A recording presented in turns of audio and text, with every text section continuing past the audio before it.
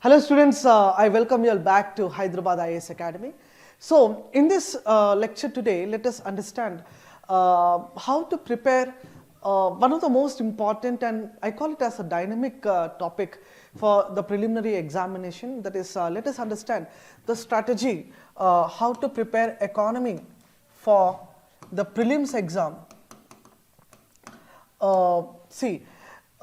In the UPSC preliminary examination, nearly 20 and above questions, nearly 20 and more than 20 questions are being asked from this particular section. Okay.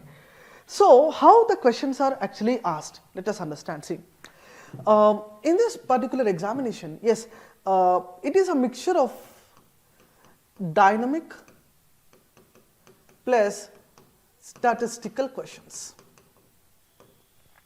So, you will have to understand both the dynamic part also and statistical part also. Okay.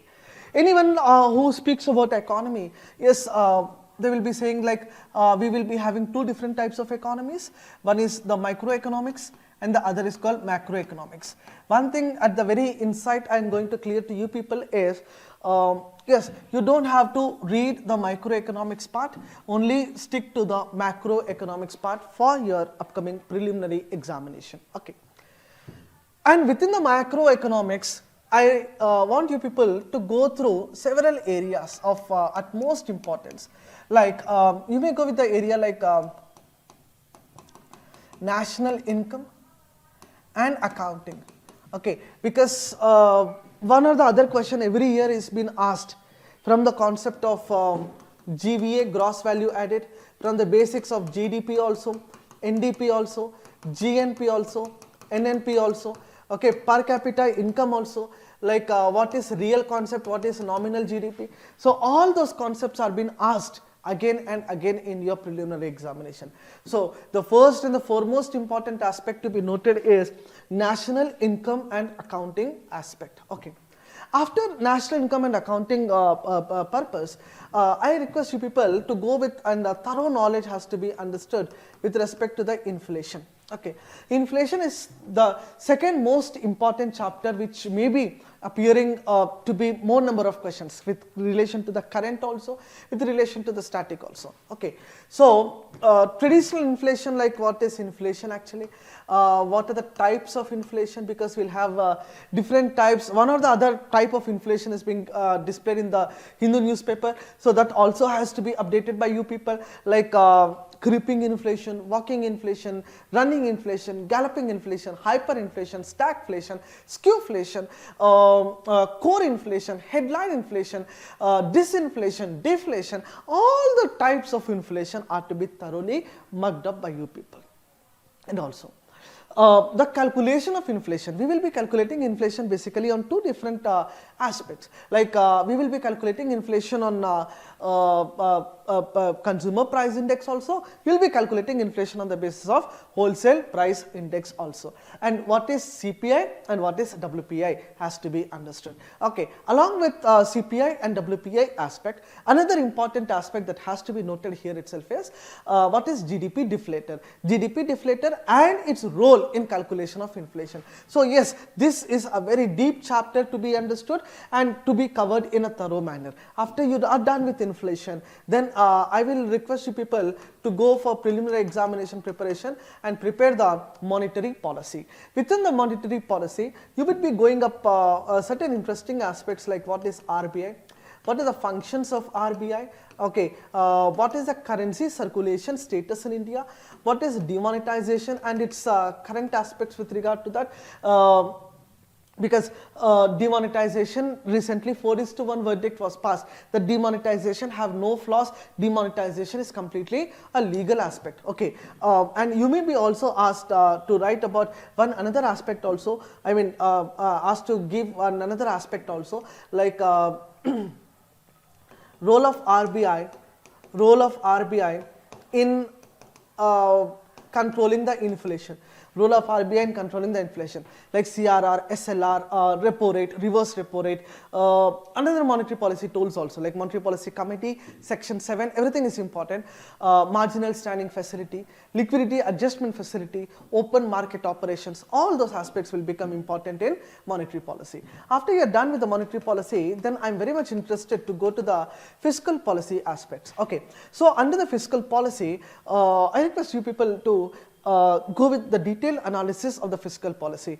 Basically, there will be certain terms associated with the fiscal policy, like fiscal consolidation, fiscal stimulus, fiscal stability, fiscal instability, budgeting, economic survey, taxation, all those aspects. Okay, but where UPSC is more concerned, more interested to ask from you people is certain aspects like the taxation can be asked, certain aspects like economic survey will be highlighted, budget will be highlighted, budget may Sara, that is all the terminologies of budget are very, very important. What is off budget financing, what is deficit, what is fiscal deficit, what is revenue deficit, what is primary deficit, what is budgetary deficit, what is revenue aspect of the budget document, what is the capital aspect of the budget document. Each and every component has to be thoroughly understood by you people. Take it. And one more important thing which also I am very much interested to speak with you people is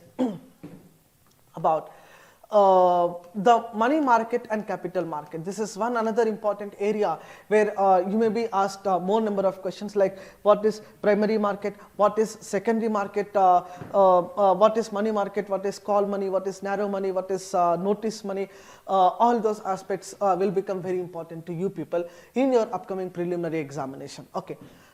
Also certain traditional aspects like what is economic growth and what is economic development. Okay, what is economic growth and development, how to calculate growth. Okay, we will be having different aspects like what is HDI, yani Human Development Index, what is IHDI, Inequality Adjusted Human Development Index, like what is the role of different institutions like Niti Aayog in establishing growth and development. Okay, and another related concept to the development only, like you may be also asked to write about the sustainable development. Okay, from sustainable development you will be taking to sustainable development goals and India's achievements of sustainable development goals.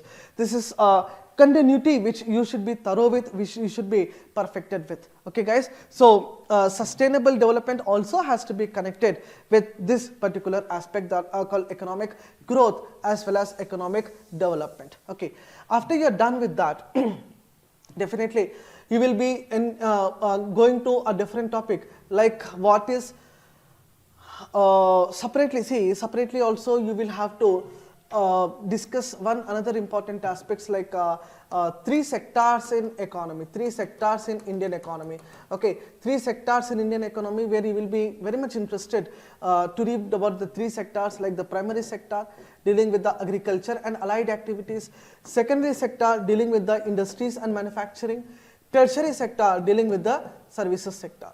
And nowadays they are also asking you the questions with relation to the quaternary sector and quinary sector. Okay, decision making sector, highest decision body in the country, education and knowledge hub, all those aspects are also been asked. Okay, the advanced versions are quaternary and quinary sectors also. So agriculture has to be understood very thoroughly. Since independence, agriculture, what is the status of our agriculture since the India's independence, what is the cropping pattern of India, what are the agriculture subsidies we do provide, what is the success rate of green revolution, why we have emerged into the new green revolution aspect. Okay, what is land reform, why do we need land reforms right from British era till the contemporary times. If we do land reforms, what is the rehabilitation and resettlement packages we are announcing? All those aspects are very important. And coming to the industrial sector, again it has to be connected from the historical perspective only. Why I am using the terminology here historical perspective is because immediately after the India's independence, that is the 1948 Industrial Policy Resolution, then we have got 1956 IPR Industrial Policy Resolution, then we have got 1960 1969 MRTP, that is Monopoly Restrictive and Trade Practices Act of 1969. Then we have gone for nationalization of insurance sector, nationalization of coal sector, nationalization of several banks in India in 1969 only. So all those aspects. Later on we have got 1973 something called FERA.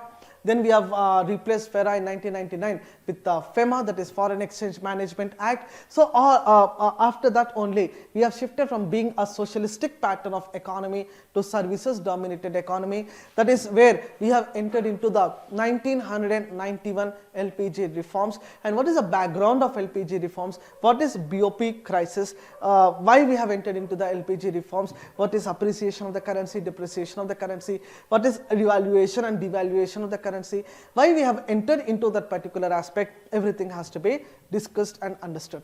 Then we enter into the tertiary sector, that is dominated by the services sector. So all the services sector norms like travel, like transportation, like tourism, like banking, like financial services, like real estate, all those aspects are to be discussed in a thorough manner by you people for your upcoming preliminary examination. 3 sectoral classification, and the final you will be discussing one other chapter called external sector. Within external sector you will be understanding BOP again, remittances, BOP and a balance of payment, remittances, inward remittances and outward remittances.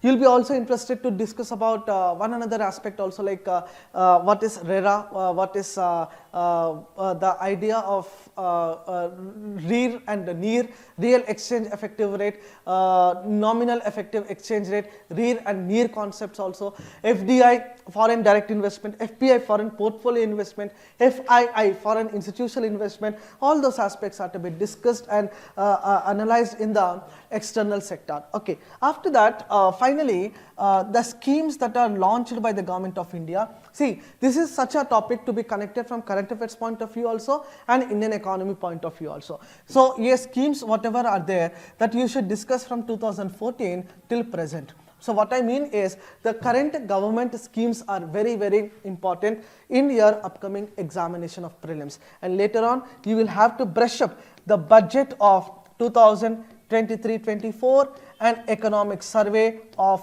2022-23. So both these documents have to be discussed or understood by you people, because it is one another favorite area of the preliminary examination. So go with this approach.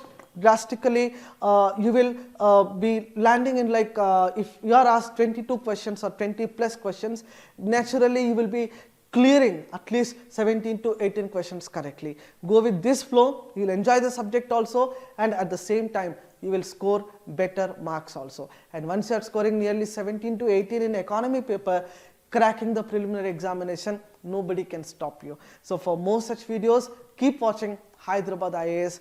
This is Sravan Sambrani. Thank you. Jai Hind.